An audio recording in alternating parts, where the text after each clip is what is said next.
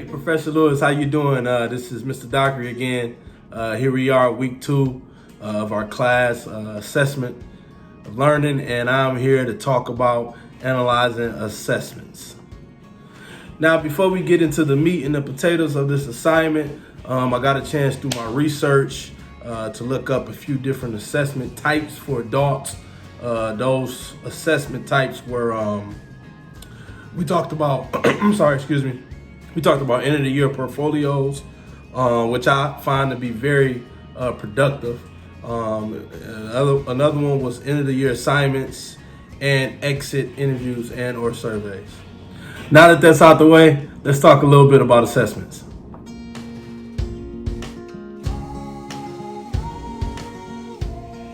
All right, so summative assessments. One of summative assessments, all right, is their main focus is they aim to evaluate a student's learning or their academic progression at the end of a term, some type of semester, or any type of training, all right?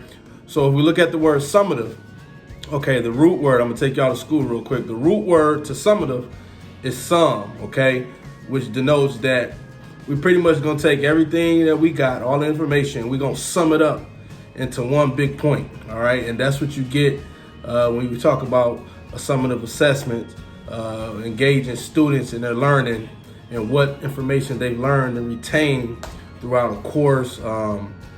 If we're talking about education, if we're in the corporate world, in the business sense, at the end of a training, or anything that requires an adult or a student to get some type of learning where they have to retain information. So we talked about one of the assessment types that I discussed was a creative portfolio, okay? So this is an assessment type.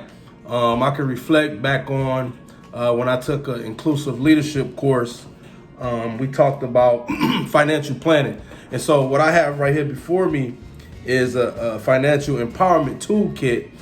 And it's something that I had to put together. And it was pretty much an end of the year project where we talked about financial planning. So everything in here from budgeting to savings to just planning out a financial chart, anything that deals with finances, cutting your expenses, whatever it be. So these are all things that I learned throughout this course in regards to finances.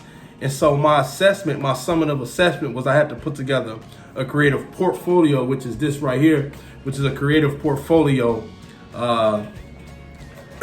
describing the things that I learned and the information that I retained. So it doesn't always have to be a quiz, all right, which is a form of assessment. It doesn't always have to be a test. It doesn't always have to be an exit interview or a survey.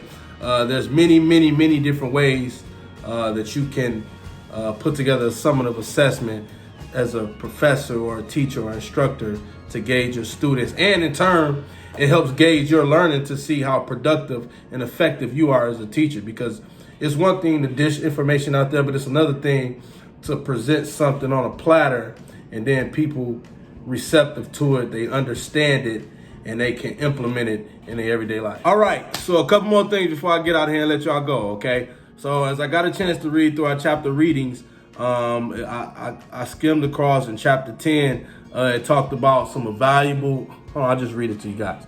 All right. It talked about creating an effective assignment. All right. It talked about giving students a variety of assignments, not just traditional essays and research papers. So I found that to be very true. Second point, it talked about breaking apart large assignments into pieces that are due at various times. All right. Now this is huge. Okay. This is imperative because this just isn't important. All right. In the academia world. All right. But it's also important in the business, in the professional world. All right. Because what happens is employers, all right, or leaders or department heads at times, they tend to give an overload of information or overload of work to do to employees, all right? And what happens, you can't effectively perform this big task and assignment at one time and produce good results, all right? So what needs to happen is that you need to take that big, large assignment and you need to break it up, all right, into many tiny pieces, all right, many tiny pieces, and put deadlines or due dates and due times on those pieces versus just giving one big assignment throughout a course. So I want to give you guys a quick example before I get out of here, okay? As a department head, I can't expect John Doe or Jane Doe to be successful if I just give them one big assignment, okay? I want to break that thing up, and I want to see them be successful doing a bunch of little itty bitty things. All right, and then eventually they'll be able to take on that big task, okay? I use a baseball player for example, okay? This is how baseball players are judged, okay? They're not judged by the home runs, by the amount of home runs that they hit, okay? There's a few that's an exception to the rule. But most of the time, teams want that player who's a base hitter, who can get you an RBI single or RBI double that's going to get you on base. Home runs, those don't come quite often, all right? But singles and doubles, those come a dime a dozen. And that's what you want. And you can take that same model and you can apply it when we talk about assessments, all right? When you talk about gauging learners and their progress, all right? Take away the big assignments, all right? Take that big assignment, chop it up into small bitty pieces, all right? And you'll have a better chance of assessing learners as they go throughout the process, all right? And that's in academia, that's in the professional world, that's in the business world, that's in the corporate world, that's any type of organization that we're talking about. All right, everyone, this is Montreal Doctor. Thank you guys for watching, giving me opportunity to reflect on some things that I learned throughout the course in this week 2 of our class. Again, thanks for watching. Until next time, peace.